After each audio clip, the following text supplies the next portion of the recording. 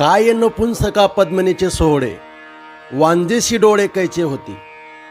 अंधापुढे दीप खरासी चंदन, सर्पा दुग्ध पान करू नये.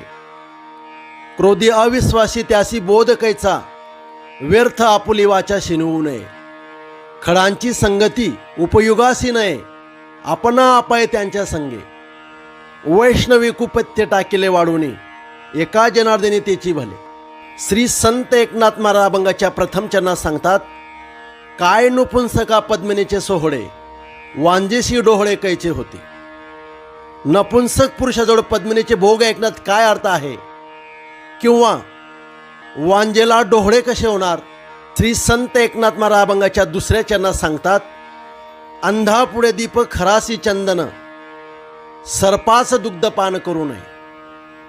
आंधळ्यापुढे दिवा ठेवला किंवा गाढवाला चंदनाचा लेप दिला किंवा सर्पाला जसे दूध पाजू नये, त्याप्रमाणे श्री संत एकनाथ महाराज अभंगाच्या तिसऱ्या चरणात सांगतात, क्रोधी अविश्वासी त्यासी बोध कैचा, व्यर्थ व आपुली वाचा शिणू नये. त्याप्रमाणे क्रोधी अविश्वासी यांना आत्मबोध सांगून आपली वाणी शिणवू नये. श्री संत एकनाथ महाराज अभंगाच्या चौथ्या चरणात सांगतात, खडांची संगती उपयोगाशी नये, आपणा आपाय त्यांच्या संगे. त्याचप्रमाणे दुष्टांची संगत आपल्याला उपयोगाची नसून त्याच्यामुळे अपाय होतो. श्री संत एकनाथ महाराज अभंगाच्या पाचव्या चरणात सांगतात, वैष्णवी कुपथ्य टाकिले वाढूनी, एका जनार्दनी तेची भले. ज्या वैष्णवांनी वाईट गोष्टी टाकून दिल्या ते श्रेष्ठ आहेत, असे श्री एकनाथ महाराज म्हणतात.